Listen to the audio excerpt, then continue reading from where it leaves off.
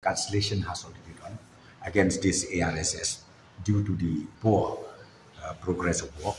Usimbol Menteri Rang Baga Jelau ba Pedro Yagatnat PWD Roads uba Preston Tinsong ula pentip baka National Highways and Infrastructure Development Corporation Limited lani ka NHIDCL kala depan PYNSANGEH no ya ka Genius Soy bat ka ARSS Infrastructure Projects Limited ka company ka bala pinkamti ban pintray ya ka package 2 na milim siya prinusla na ka project jang ka SUROK ba SHILLONG siya DAWKI. I was informed by the NHIDCL that it seems cancellation has already done against this ARSS due to the poor progress of work. So the head office of NHIDCL, they already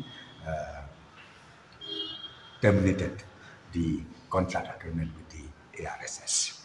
Haki ni kisni na kaliaw kinjat shy ula depan pinmi yaga kubor halor kamat katkom kita long kubor naga NHIDCL yaga balayat ho panaka liang ka sarkar kala kentu yaki badai ban pendu no yaga Genius Soy bat kan yaga company ARSS hadian pakadon ke jingjat walum harangan kabla yalam syaga jingdu yaga jingim jong angot kirang ba hakakat sautrek ng tao benai. Usimpol Menteri Rang Ba ka jela hinnen kesni ula kot yaga jingalang bagi officer katanat PWD banyak keren halor ke jing pentrai yaga SUROK na SHILLONG siya DAWKI bat namar ba kala donru ke jing ujor halor ke jing pentrai yaga ni SUROK. We discussed about the landslide prone area where we identified few deplorable ones.